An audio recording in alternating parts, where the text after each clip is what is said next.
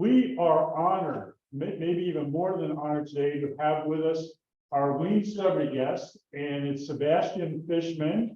And Sebastian, real experienced lean guy. Right now, he's the quality and manufacturing manager for FLIR. Is that right? Or manufacturing manager, or a bit more than that, but that's okay. Yeah, you do a lot of things for FLIR, and you try to make things happen.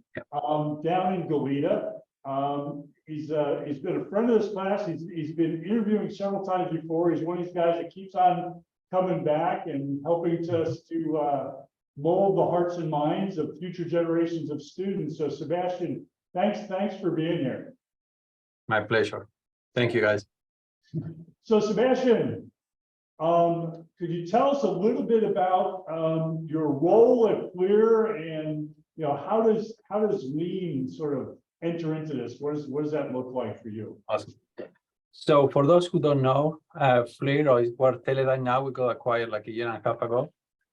We make infrared sensors, and those sensors get used in multiple applications. Firefighting, rescue, looking for people in the forest. They're used also for defense applications and all kind of stuff. You can go into a factory and use our sensors to look around for leaks, for equipment that is about to malfunction. So plenty of uses. Now in here, I oversee a few groups: the manufacturing or process engineering group that makes the devices, the quality or reliability group that deals with all the in-process quality and the field reliability issues, the tooling design that deals with making the fixtures and the tooling that we use to make these things, the quality management system that deals with how we work as an organization. Now, in addition to that, just because I choose to do so, I also teach the Lean Six Sigma, or I coach the Lean Six Sigma. We have an online application that does the training, the learning part of it, and a couple of other methodologies that we use for problem solving. That being said, the lean approach, it's really central of what we're doing here. Not just on how I do my work, how I ask my people to do their work, but as an organization, as a manufacturing group, we use the lean principles to really better ourselves. Being in California, being in Goleta is a very expensive area, so we use all kind of tools to kind of reduce the footprint that we consume in this particular building. When you reduce a footprint, you can bring more working areas. You can bring more products into our area, and that really benefits everybody. I'm sorry, Eric, you were about to ask something. Hey, Sebastian, can I interrupt you for a minute? I'm going to ask you to sort of roll back and kind of get the students sort of engaged at this a little bit. So you mentioned the fact that you do some Lean Six Sigma training sort of within your organization, and these guys now are involved with the training, more steam. It actually you got your master black belt with more steam, and so you're familiar with their material. How similar or different is what you're trying to teach your employees with what we're trying to train the students here in this class? So the goal is certainly very similar. I would say that the more STEAM application is more interactive and a bit and better to learn from than what we have. But what we have is already paid for, so it's a cost is an issue as always. And the reality is, regardless of how you learn, the true proof of you learning is that you need to run a project or two. And you do that with a coach. So I'm coaching some green belts. I have somebody else that does yellow belts, and he's going to start doing green belts as well. And that's really what really gives you all the learning. If you don't do a project, if you don't apply the tools, you're going to learn something, you're going to pass the test, and in a few months you're going to forget that. Like many other subjects that you guys are studying in whatever it is that you're dealing with. So Sebastian, the students in this class, I forget whether you're real sort of familiar with what we do at the undergraduate level. I know you've had some MBA teams sort of working with your people inside, but every one of these students has to do what we call a mini project, right? Where they're working on improving some process or things. When you say that your employees have to learn by doing a project, what would like typical projects look like, or what would they be trying to fix? Yeah, so for a yellow belt, so it's kind of an introduction thing. It's typically not an engineer person, it's somebody that's maybe wants to be an engineer. So it's a technician to engineer, mid-level person.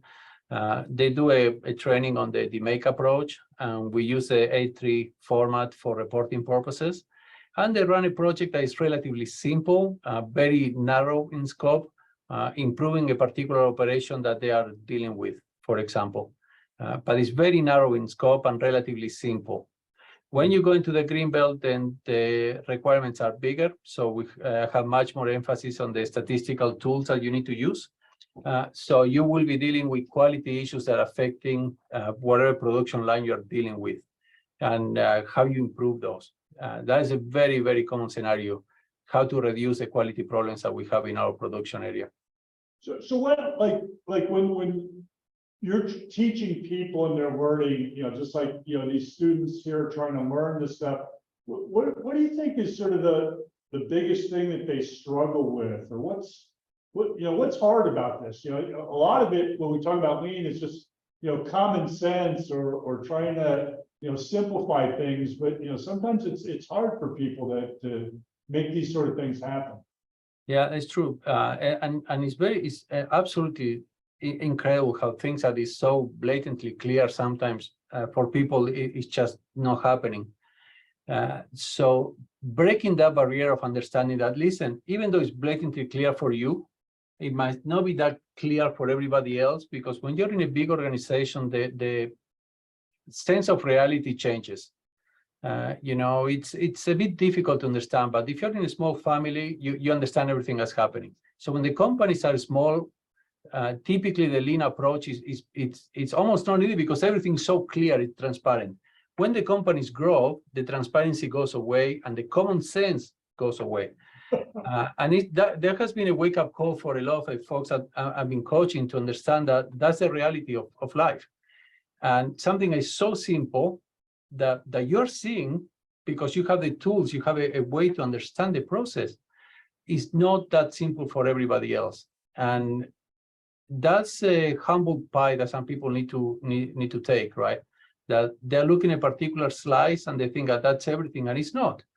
And by using the lean process, when you understand the whole thing and you understand what makes sense and what doesn't make sense, that makes it, conceptually speaking, it should be all easy and hunky-dory. Everybody's, hug a tree and sing kumbaya because this is better.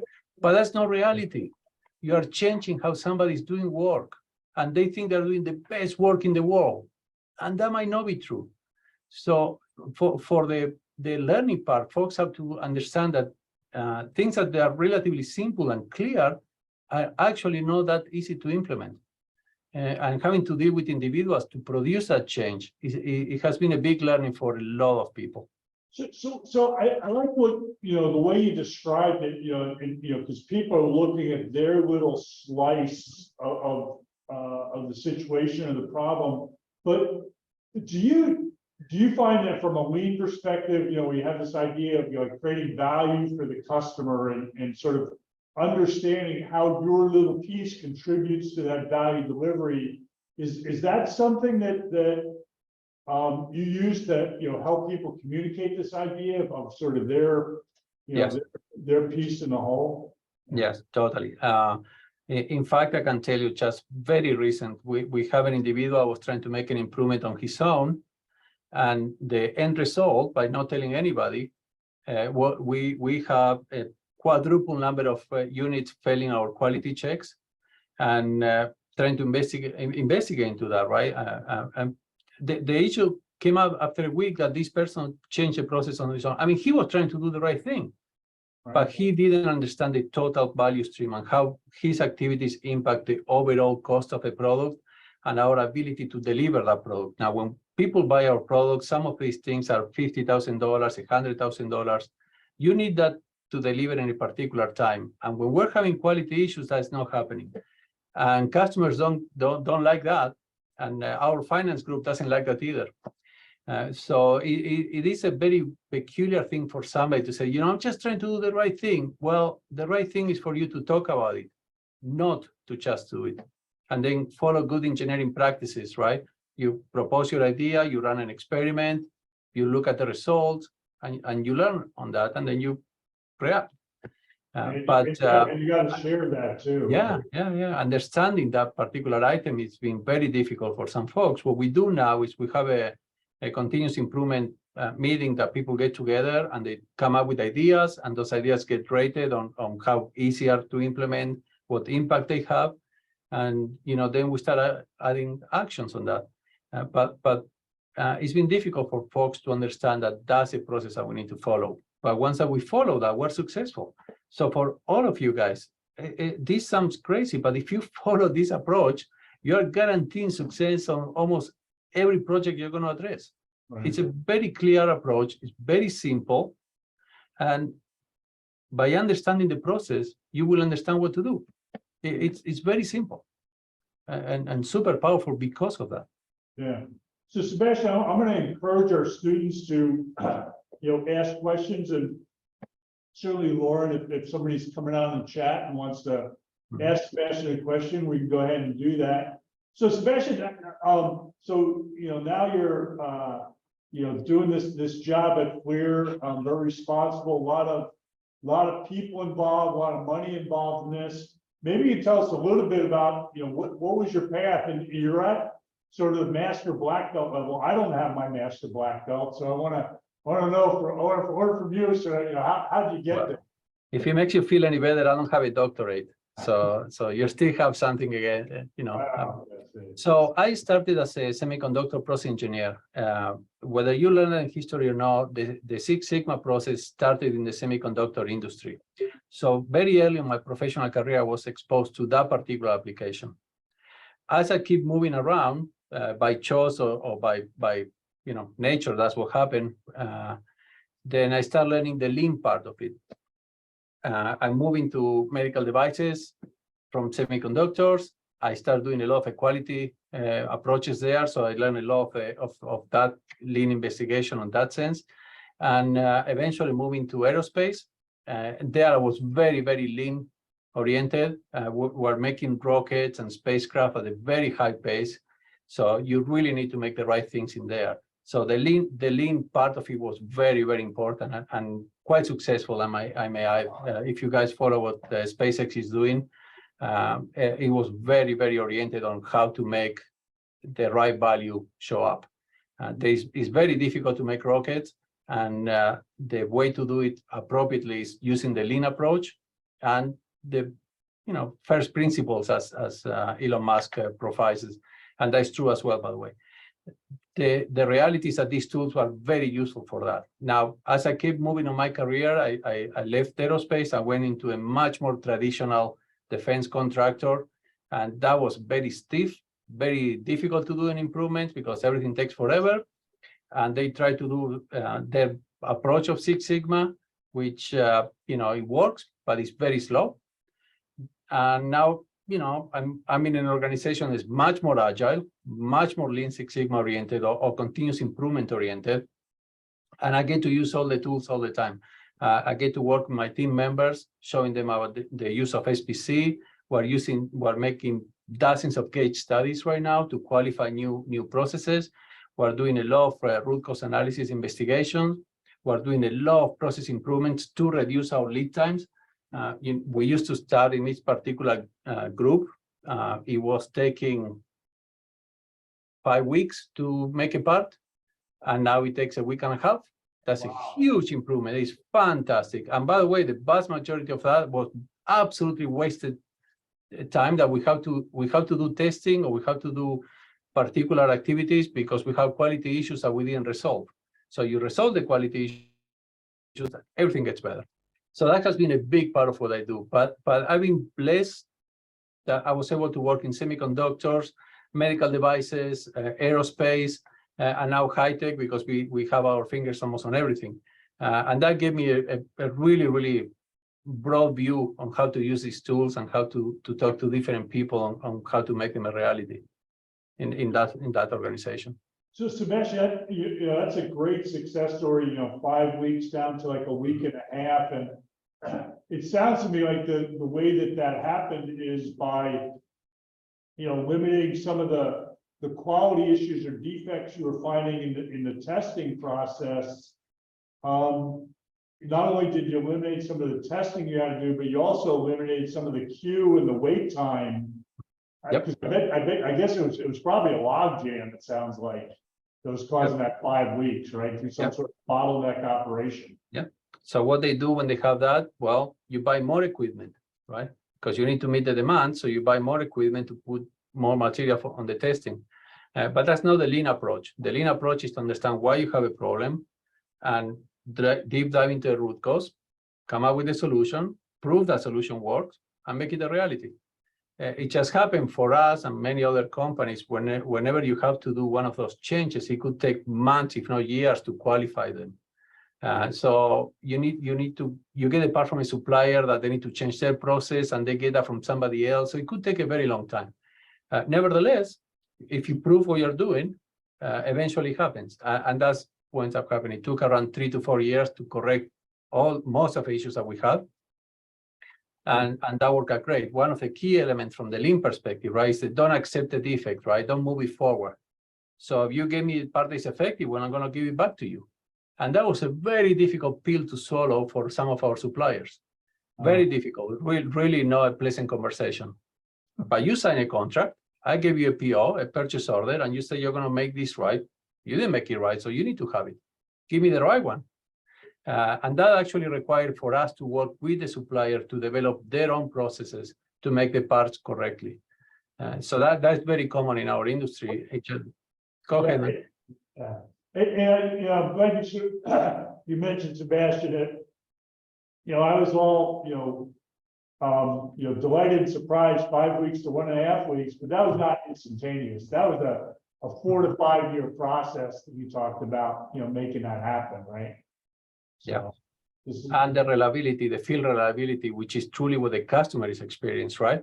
Right. That field reliability, we're finally breaking the records that we need to break, which, is just very high. We need to have very high reliability. When you pay a lot of money for these units, you expect them to work.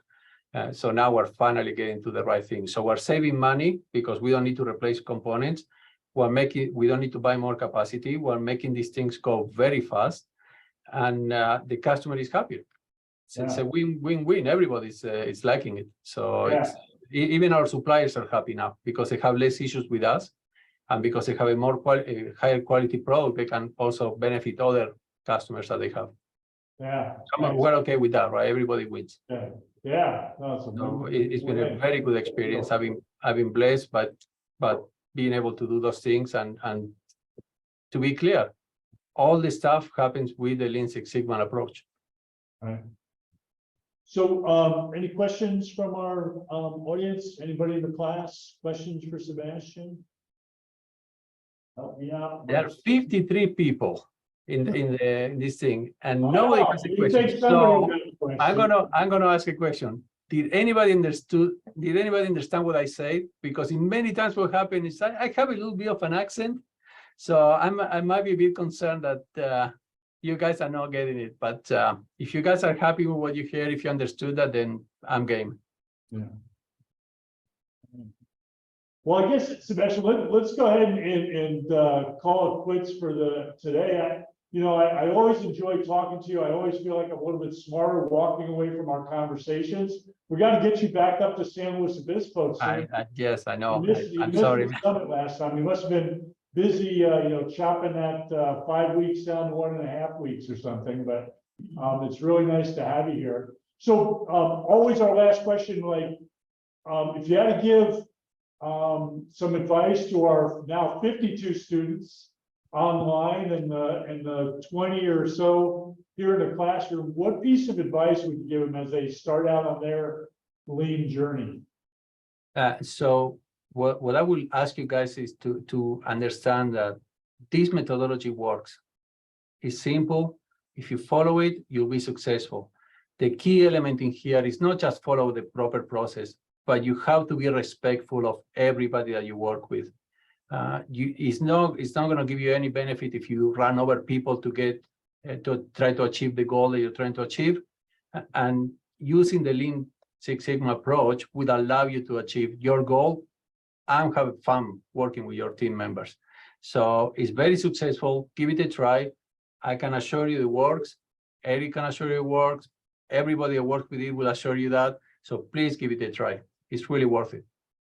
All right, Sebastian, thank you so much. I really appreciate your spending time with us today. And as a thank you, if you switch your camera over to gallery mode, we'll get everybody to give you a little bit of a wave and a thank you for helping us out today. And we will see you sometime soon, I hope. I hope so. All right. Thank you, everybody. Okay, take care, Sebastian. We'll see you later. All right, bye. All right, good.